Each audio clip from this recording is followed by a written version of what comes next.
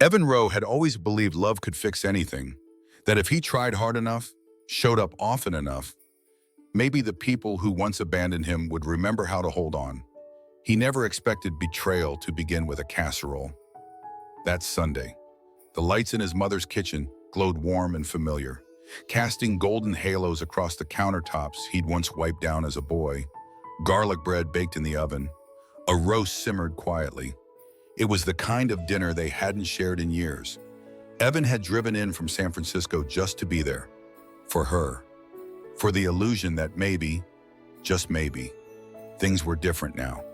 He had declined his brother Matt's offer to invest in a vague crypto venture earlier that week. Politely but firmly. Evan knew the numbers didn't add up, and he couldn't risk everything he'd built with blind faith. Not again. Not with Matt. But as he stepped out onto the porch that evening, hands still holding a bottle of wine, he froze. The window was cracked open. The voices inside, muffled but sharp. His mother's voice came first, tired, deliberate. "We'll tell him I'm sick. Real bad. Terminal maybe. He'll do anything if he thinks he's losing me." And then Matt's low, eager tone. "He has those shares. If he sells now, I can clear the debt." Evan's body stilled. The bottle slipped slightly in his hand. The warmth in his chest turned to ice.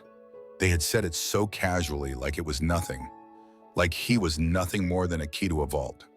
He had spent years trying to win back their trust, their love. He paid off Matt's student loans when no one asked. Flew home from business trips to attend birthday dinners no one remembered to thank him for. He even bought his mother a new stove when hers broke, and she told the neighbors it was Matt's doing.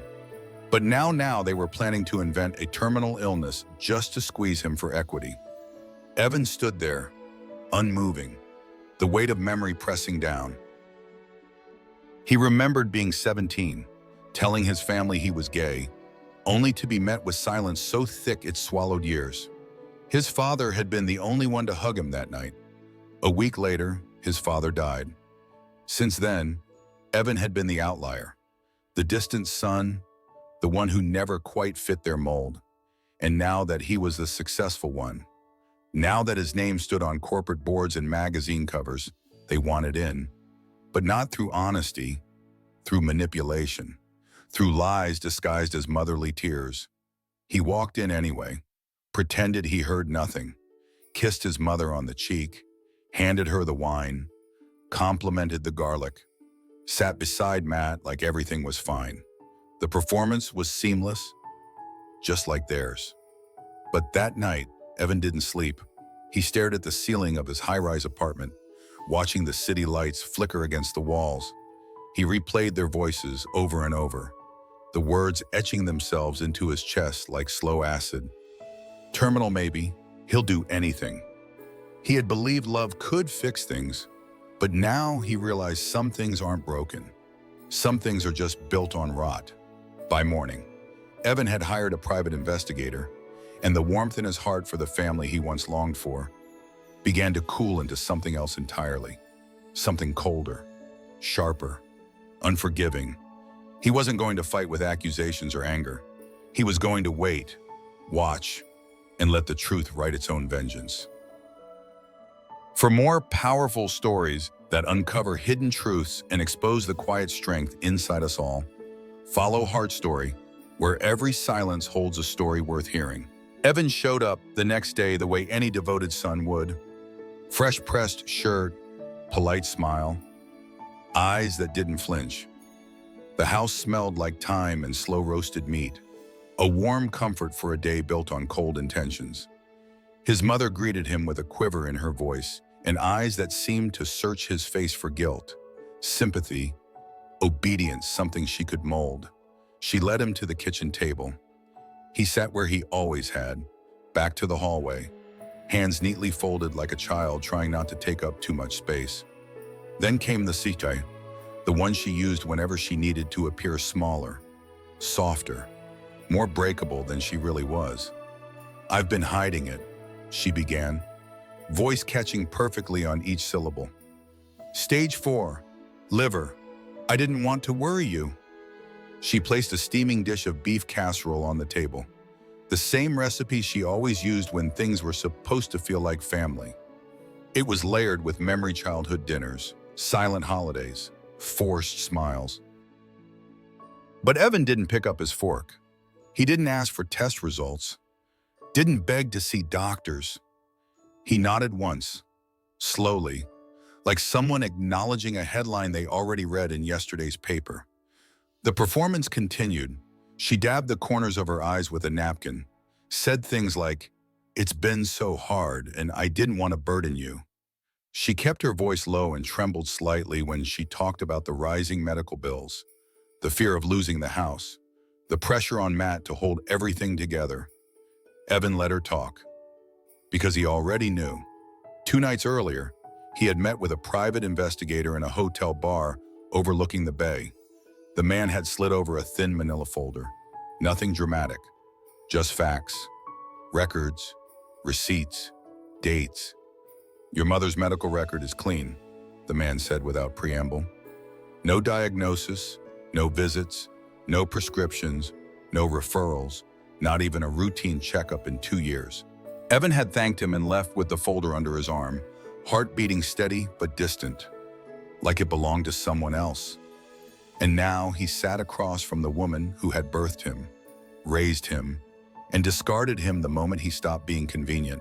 She was lying about dying, and she expected him to hand over 30% of his company in return. He watched as she spooned casserole onto her plate, then his. The gesture was almost tender, motherly, almost. But Evan saw it now for what it was, a trap wrapped in cheese and breadcrumbs, a guilt meal, the same dish she had made when she needed tuition money for Matt, when she'd cried about the car breaking down, when she said the bank was threatening to take the house. Always the same food, always the same act. But Evan had changed. He stayed through the meal, nodded politely, smiled where appropriate, not because he believed her, but because he needed her to keep talking. Every word she said was proof of what she didn't know, that her son was no longer the boy who bent for love that was never returned, that he had outgrown the hunger for her approval, that he had seen through the illusion and found something more powerful on the other side. That evening, he went home without saying much. No dramatic exits, no confrontation. He simply kissed her cheek, said, "Take care," and walked away. He didn't even touch the casserole. Back at his apartment, Evan opened up his folders again, this time at his kitchen table, the same place where, for years, he had sat alone trying to convince himself that family would come around if he just kept showing up. But the pages in front of him told the truth. She wasn't sick. She was calculating. And Evan was done being the soft place they landed when their plans collapsed. 3 days after the casserole, they came to him together. His mother and Matt arrived unannounced at Evan's office, armed with practice voices and stories spun so tightly they nearly sounded real. She wore a pale scarf wrapped gently around her neck, the kind used to suggest weakness.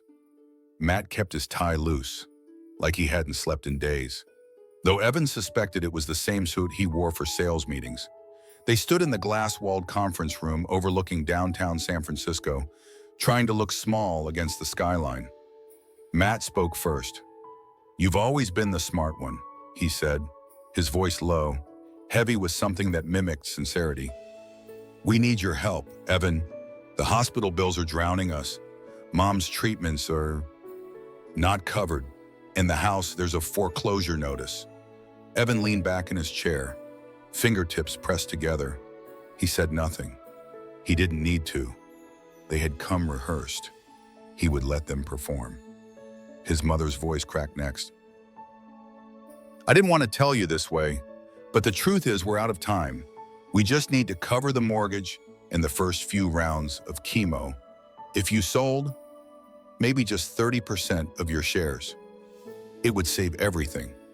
You could buy them back later. It wouldn't even scratch your lifestyle."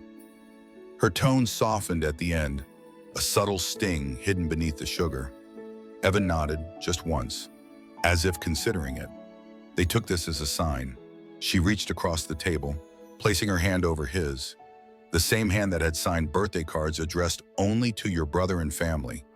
The same hand that had never written his name once since he came out at 17. "I don't want to go," she whispered. "But if I do, I want to know my boys are together." Evan didn't flinch. Instead, he smiled faintly. "I'll do it, but not here. Not like this." They looked up, surprised. "I want the paperwork handled properly," he continued. "At a law office. I'll have my legal counsel arrange it. And we'll meet as a family. One time, all of us." Matt looked at him, calculating. "You mean like you picked me, Mom, and the attorney?" Evan nodded. "Exactly." They agreed, too quickly, too eagerly. He watched them leave from behind the glass, their silhouettes merging as they stepped into the elevator. He turned back to the city view, a place built on contracts, negotiations, leverage, and now on truth. He made one phone call to a law firm in Nob Hill that specialized in high-value estate planning. "My father left a trust," he told them. "I need it opened. It was written when I was a teenager. His lawyer said it was locked until a specific trigger. I believe that trigger has occurred." The woman on the other end went silent for a moment, then asked for names. "Evan Rowe, son of Benjamin Rowe." There was a pause, a shift in tone.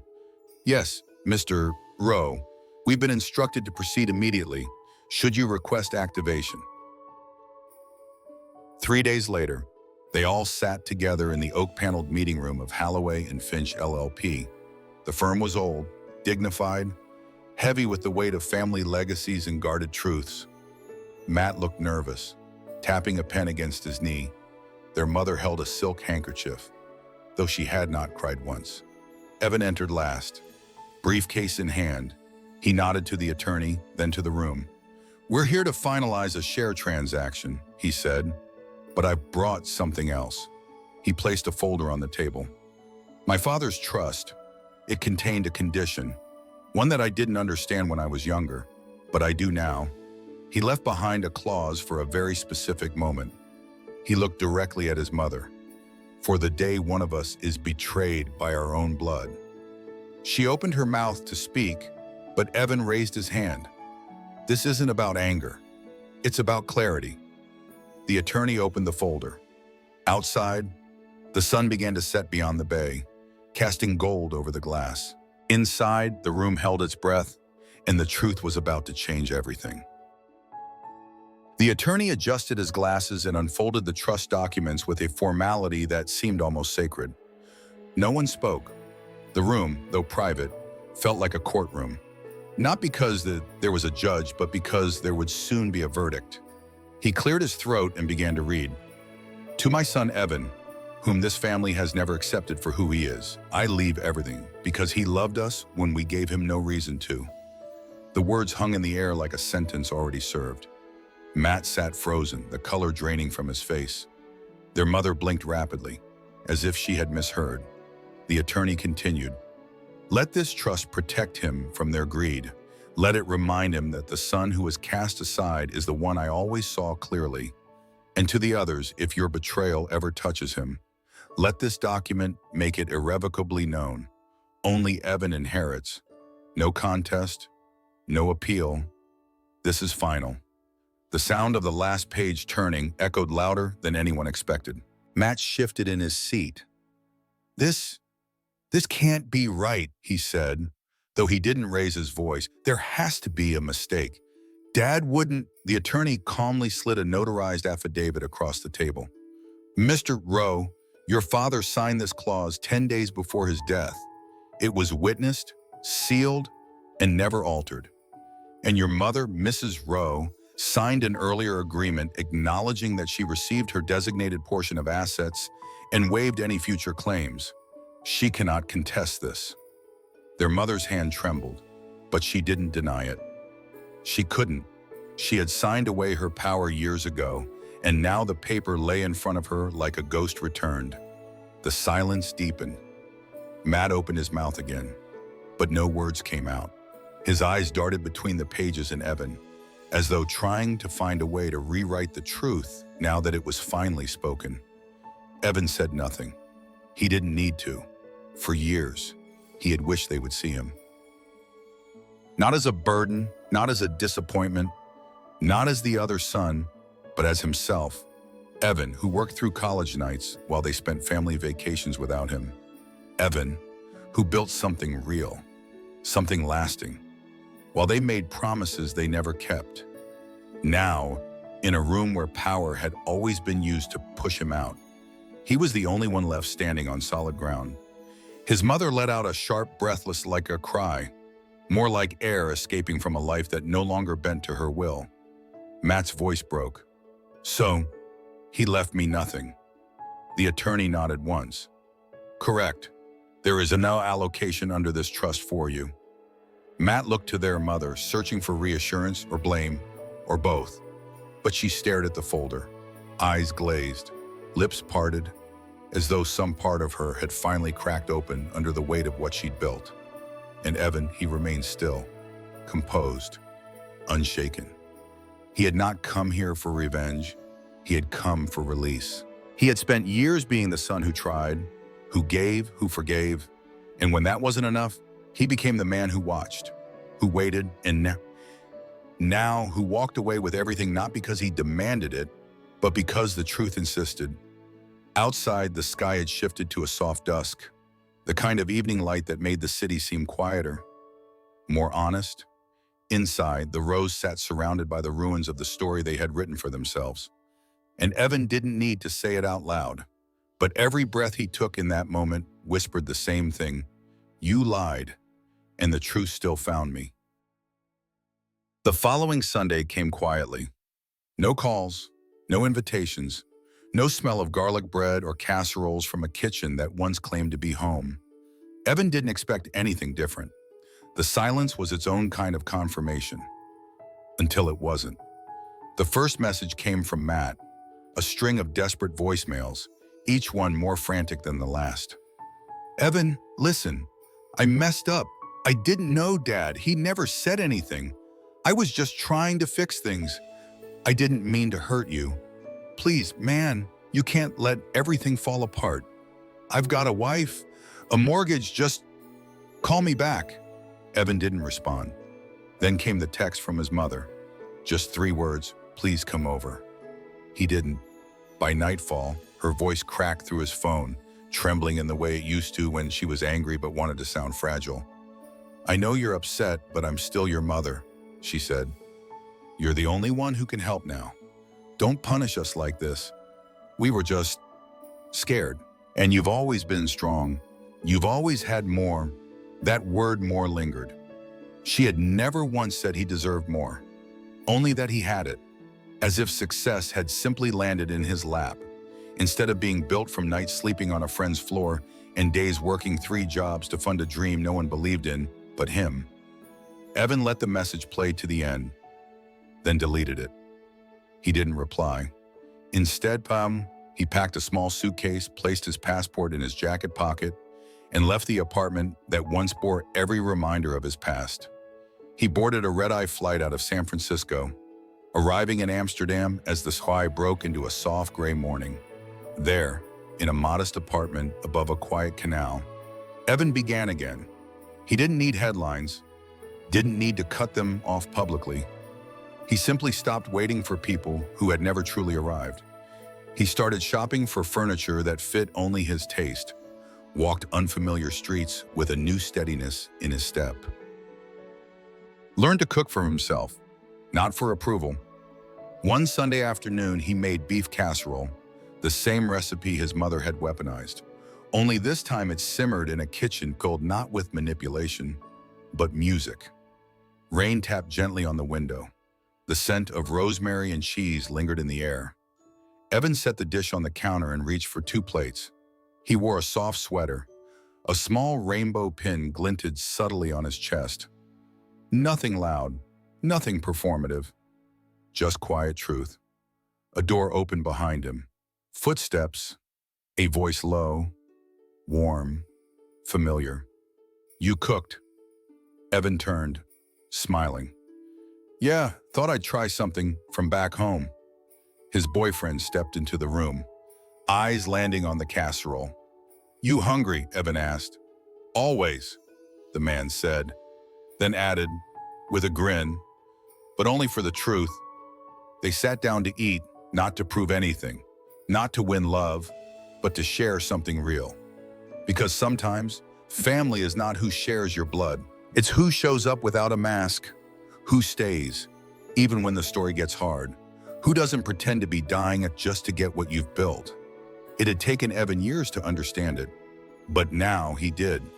And in this quiet life he chose, there was no space left for faked illness, conditional love, or deals made behind glass walls. Only space for truth, and the ones who never had to be asked to stay. Have you ever had to walk away from the people who were supposed to love you unconditionally? Was it silence or truth that set you free? Tell us in the comments below. Your story might just be the next heart story. For more powerful, honest journeys of healing and hard-won dignity, don't forget to like, follow, and subscribe to Heart Story, where truth always has a voice.